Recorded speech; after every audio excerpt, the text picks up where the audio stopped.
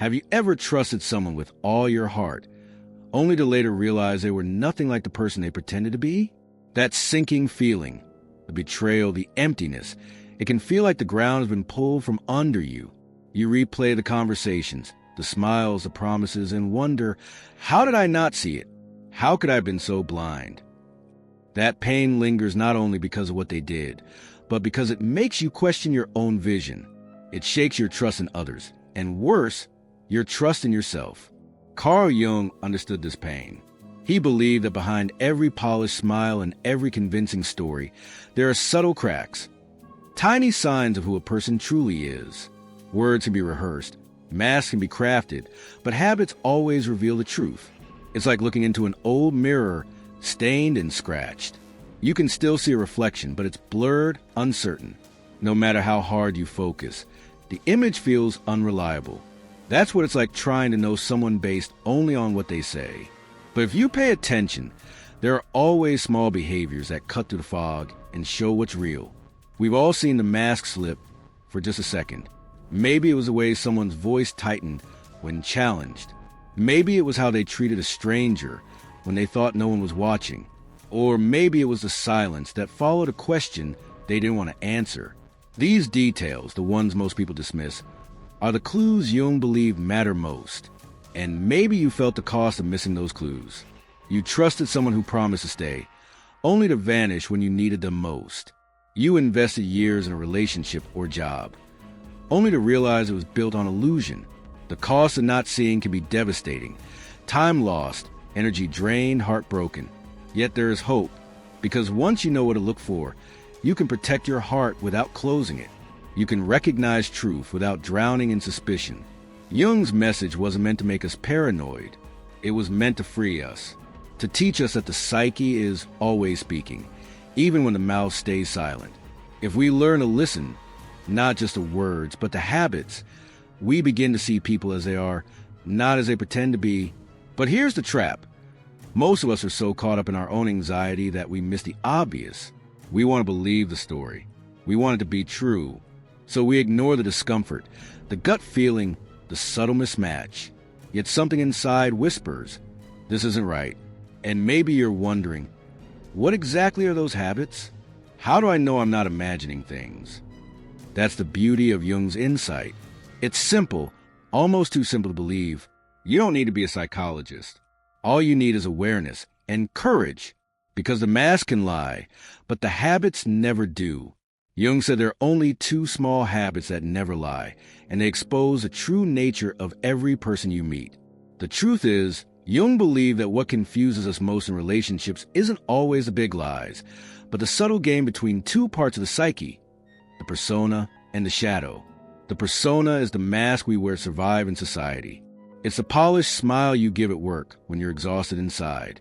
It's the polite, of course, no problem, when you want to scream no, but fear rejection. The persona is not fake. It's necessary. It's how we navigate the world without spilling our raw emotions everywhere. But it is only half the story. The other half is the shadow, the parts of us we hide, deny, or simply don't want to face. The envy you feel but never admit. The anger you suppress until it leaks out in sarcasm or silence. The fear of failure you bury under overwork or perfectionism. Jung called it the shadow because, like in nature, always follows us. We can't run from it. We can only choose to ignore it or to confront it. One of Jung's patients illustrated this perfectly. In public, he was a model of politeness. Smiling, calm, always saying the right thing. People described him as so nice. But Jung noticed something curious. Whenever the man left consulting room, he would slam the door just slightly harder than necessary. When his wife asked for small favors, he would ignore her or delay them with an icy detachment. His words were polite, but his habits spoke louder. The persona said, "I am gentle." The shadow whispered, "I am furious." And in those whispers, the truth was revealed. Think about your own life. Have you ever caught yourself putting on a mask to avoid conflict? Maybe you smiled at a coworker while inside you resented them. Maybe you told a friend, "I'm fine," when every part you was aching. These are not lies in the ordinary sense. They are strategies. They are the persona protecting you from judgment. But the shadow doesn't disappear just because you refuse to look at it. It waits, and sooner or later, it shows itself, often in ways you least expect. And what about the people around you? Have you ever noticed someone's real self slipping through in tiny details? The colleague who preaches teamwork but cuts others off in meetings. The friend who praises kindness but mocks waiters at a restaurant. The partner who insists on patience but explodes over trivial things. The mask is carefully crafted, but the shadow leaks through in gestures, tones, and silences. It makes you wonder, how many of our interactions are really with the authentic person, and how many are with the mask they've learned to wear? And more importantly, how often are we guilty of the same? Do we even recognize when we're hiding behind our own persona? This is the uncomfortable mirror Jung invites us to face. Because it's not just about exposing others. It's about seeing ourselves. And that's where the real power lies. To notice, to question, to pause and ask, am I speaking from my mask right now, or from my deeper self? But here's the problem. The shadow doesn't vanish simply because we choose silence. When it is not given conscious space, it finds unconscious outlets. It turns into passive-aggressive remarks, unexplained fatigue, sudden bursts of anger, or even self-sabotage. What the persona hides, the shadow reveals in other ways. And so the question becomes unavoidable. What happens when the shadow is locked away for too long, with no light, no voice, no acceptance? Because Jung warned us of one thing. When the shadow has no room to appear consciously, it finds its way out in darker, more destructive forms. Everyday life is where the mask and the shadow collide most clearly, and often most painfully. Jung believed that the unconscious never stays quiet. It always finds a way to reveal itself, not through big declarations, but through patterns so subtle we almost miss them. And yet, once you see them, you can't unsee them. Think about the workplace. There's a colleague who always smiles, who insists, we're all a team, but every time you open your mouth, they cut you off mid-sentence. On the surface, the mask says, I'm collaborative, but the shadow whispers, I need control. Your voice threatens me. That contradiction leaves you drained after meetings, wondering why a simple conversation feels like a battle. Or take relationships. Maybe you've been with someone who swears they'll listen, who promises to really be present. But as you open your heart, they glance at their phone, scrolling, nodding without hearing. The mask says, I care. The shadow says, I can't face intimacy. And the result? You feel unseen, unheard, like your deepest words are falling into an empty well. Friendships aren't immune either. Picture the friend who laughs with you, shares secrets, makes you feel safe, until you leave the room. Then, suddenly, you hear the sarcastic comment, the subtle criticism, the laugh at your expense. To your face, the mask says, we're close. Behind your back, the shadow says, I'm envious. I need to pull you down. And you walk away confused, questioning whether the bond is real or just a performance. Jung once wrote, what we resist does not disappear. It only disguises itself. When we suppress anger, it doesn't vanish. It shows up in sharp tones or cold silences. When we deny envy, it slips into backhanded compliments or gossip. When we repress fear, it emerges as control, manipulation, or withdrawal. The shadow always finds a way out. The tragedy is how easy it is to miss. Because we want to believe the mask. We cling to the persona, both in ourselves and in others. We want to believe the coworker means well. The partner is listening, the friend is loyal. So we rationalize. Maybe they didn't mean it. Maybe I'm overreacting. Maybe I'm being too sensitive.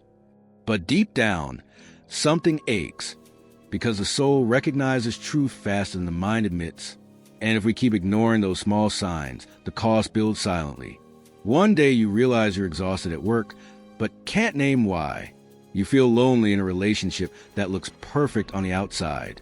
You doubt yourself in a friendship that leaves you insecure instead of supported. The mask drains you because you're relating to an illusion. This is the hidden danger Jung warned about. Not that people wear masks, that's inevitable, but that we refuse to see through them. The longer we pretend not to notice, the more we allow ourselves to remain in spaces that steal our energy, piece by piece, until there's nothing left. And that raises a critical question. If we don't wake up to these signs, how many years of our lives could be spent trapped in relationships that slowly bleed us dry, without us ever realizing what's happening? Because the danger is real. If we don't learn to see, we risk staying bound to people and situations that quietly consume us, draining our spirit without mercy. When we ignore the signals of the shadow, when we keep convincing ourselves that the mask is all there is, something inside us begins to fracture. Life slowly turns into an invisible prison. You start second-guessing everything. What people say, what they really mean, and even your own instincts. Trust becomes fragile. Suspicion seeps in. You walk into a room and feel on guard, scanning for danger even in the smallest gestures. Instead of feeling connected, you feel surrounded by glass walls. It's a heavy way to live. Imagine walking through a room filled with broken mirrors. Every reflection you catch is distorted, cracked, unfamiliar. One shows you taller than you are, another shorter, another with features twisted by shadows. After a while, you stop trusting the reflections altogether. And worse, you stop trusting yourself. That's what happens when you live in a world of masks. You never know what's real, and the constant doubt eats away at your spirit. The emotional cost is staggering. At first, it looks like irritability, fatigue, or difficulty sleeping. But over time, it becomes emptiness, a hollow echo inside your chest that no amount of distraction can fill. Relationships feel shallow, even when they look fine on the outside. Friendships feel fragile. You smile in photos, but inside you're tired playing detective in your own life. The loneliness becomes unbearable. Not because you're truly alone, but because you can't find anything solid to stand on. And perhaps worst of all, you begin to doubt your own perception. You wonder if you're too sensitive, if you're imagining things, if maybe the problem is you. That self-doubt is a final trap. Because once you stop trusting your inner compass, you're left wandering aimlessly, easy to manipulate, easy to drain, easy to break. This is the prison Jung warned about, the one built not of walls, but of silence and confusion. But here's the turning point. Jung didn't share these truths to make us hopeless. He didn't want us to fear people or walk through life suspicious of everyone we meet. He wanted us to see that even in the smallest cracks, there is light. Those subtle habits, the ones that reveal the shadow, aren't just warnings. They can also be maps, a way to understand others more clearly, a way to see ourselves more honestly, a way to choose freedom over illusion. What if the very behaviors that once hurt you could become guideposts toward a life of deeper trust and greater peace? What if noticing the shadow didn't mean living in fear, but living awake? Because that's what Jung discovered. That awareness doesn't trap us, it sets us free. And so I'll leave you with a question to carry forward. What the moments that once felt confusing, painful, even devastating, could actually become the doorway to clarity? Because the truth is this. There are clear steps you can take to transform this perception into freedom. Jung believed that transformation doesn't begin with massive breakthroughs or dramatic revelations. It begins with awareness. Simple, steady awareness of the patterns that play out around you and within you. The first step is recognition. To pause long enough to notice without judgment. To see those two habits. The ones that expose truth, not only in others but in yourself. When you catch the colleague cutting you off, you observe. When you notice yourself withdrawing instead of speaking up, you observe. No rush to fix, no shame, just recognition. Because what you can see, you can begin to change. The second step is integration. This is where most people stumble, because it requires humility. It's easy to point at others and say, that's their shadow. It's far harder to turn the mirror inward and admit, that lives in me too. But integration begins with naming what you find. Saying quietly, yes, I carry envy. Yes, I carry fear. Yes, sometimes I wear the mask instead of my truth. Jung insisted this wasn't weakness. It was courage. By naming the shadow, you rob it of its power to control you from the dark. Then comes conscious action. Awareness alone is not enough. Transformation requires choice, and choice happens in the smallest moments. It looks like pausing before snapping back in anger. It looks like whispering no when everything in you wants to please. It looks like writing down what you feel instead of letting it boil inside. These are not grand gestures, but daily acts of liberation. Each one says, I will not live only by the mask. I will give my shadow space to breathe. Over time, these choices become a new way of living. You begin to carry yourself differently, with less tension and more authenticity. Relationships become lighter because you no longer need to constantly perform. You still have a persona. Everyone does, but it no longer suffocates you. The shadow no longer terrifies you. Instead, it teaches you. You realize that the very parts you once feared are also the source of your creativity, your passion, your resilience. Integration doesn't make you perfect. It makes you whole. And even the smallest microactions can open this path.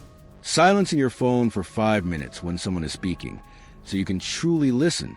Writing a single line each day about what you felt most strongly, instead of letting it pass unnoticed. These little practices build the muscle of awareness, until one day you realize you no longer feel as fragmented as before. You are beginning to live aligned, no longer torn between mask and shadow. This is a legacy of the work. A life lived with authenticity. A life where you no longer fear the shadow, because you've walked beside it and learned it carries wisdom. A life where you don't have to fake connection, because you've built it from a place of truth. And in that authenticity, freedom blooms. Not the freedom of never being hurt, but the freedom of being real. But here's the catch. Even when the path is clear, there are traps waiting along the way. Subtle, invisible at first, but strong enough to pull you back into the old prison if you don't see them coming. Because as Jung warned, even transformation can be sabotaged by hidden snares. The path of transformation may sound clear, but it is filled with subtle traps that can quietly undo your progress if you're not paying attention. Jung warned that when we begin to see the shadow, it's easy to believe we've reached some higher ground. But this illusion is dangerous. The first trap is ego inflation. The belief that because you've recognized your shadow, you are somehow superior to those who haven't. This is just another mask, another trick of the unconscious. The moment you start to feel above others, the shadow simply wears a different costume. The second trap is isolation. Once you begin to notice the masks people wear, it can be tempting to withdraw completely. You see the contradictions, the lies, the shadow slipping through, and you tell yourself, I'd rather be alone than hurt. But cutting yourself off from the world doesn't heal the shadow. It feeds it. The shadow thrives in silence and solitude when it's fueled by fear. True growth happens not by escaping life, but by engaging it with new awareness. Then there is the savior complex. Once you've had a taste of transformation, you may feel compelled to fix everyone else. You see the shadow in others so clearly, and you want to pull them into the light. But in trying to save everyone else, you forget yourself. You begin pouring out energy without balance, and soon your own shadow rises again in resentment and exhaustion. Healing doesn't come from forcing others into change. It comes from embodying truth and letting your presence inspire. The fourth trap is regression. Change can be uncomfortable, even frightening. And when the discomfort gets too strong, the temptation is to slip back into old habits. Snapping in anger, pleasing to avoid conflict, silencing your truth just to feel safe. Regression is not failure. It's part of the journey. But the danger lies in believing that one slip means you should give up altogether. Transformation is not a straight line. It's a spiral, where old lessons return until they're fully lived. Finally, there is the trap of comparison. Philosophers have long debated this tension. Nietzsche envisioned a human being as someone who must overcome everything alone, rising through sheer will. Meister Eckhart, on the other hand, saw surrender as a key, trusting the divine flow rather than striving endlessly. The danger comes when we cling to one extreme or the other, believing we must do it all alone, or refusing all responsibility in the name of surrender. The balance lies in the middle, choosing responsibility without arrogance and surrender without passivity. These traps are not enemies. They are warnings, signs that you are moving, stretching, and learning. But if you don't recognize them, they can pull you back into the same prison you worked so hard to escape. Seeing the shadow is only the beginning. Walking with it, balancing it, and choosing to grow despite it. That is the real work. And here's where the story turns. Because once you learn to recognize and overcome these traps, something extraordinary begins to unfold. Something that feels less like survival and more like rebirth. Because beyond the traps, a new self waits to be born. And here we arrive at the turning point, the quiet miracle of rebirth. It doesn't come with fireworks or applause. It comes like a seed breaking through the soil, unnoticed by the world, yet carrying the power to change everything. The persona, the polished mask you've worn for so long, finally meets the shadow, the hidden self you've tried to escape. And instead of tearing you apart, their meeting creates a deeper wholeness. You realize the fragments of your story were never meant to be erased. They were meant to be woven together into something stronger, something more honest. Picture the mirror you thought was ruined, shattered into pieces by shame, fear, or rejection. Now, instead of trying to glue it back into flawless glass, imagine those shards rearranged into a stained glass window. The cracks don't disappear. They become the very lines through which light passes, transforming what was once broken into something luminous. That's what happens when persona and shadow embrace.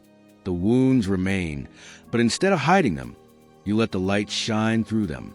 It's the same with time.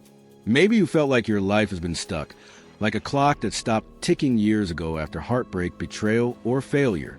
For so long, the hands didn't move, and you wondered if they ever would again. But when you accept your shadow, when you bring your whole self into the light, it's like that clock starts again. Time flows, not backward into regret, but forward into possibility. This is the birth of the true self, not perfect, not polished, but real. The self that no longer fears the shadow, because it knows the shadow is not an enemy, but a teacher.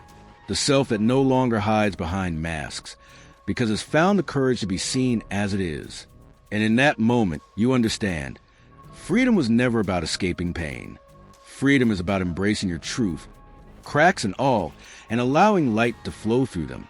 So remember this, wholeness is not the absence of scars.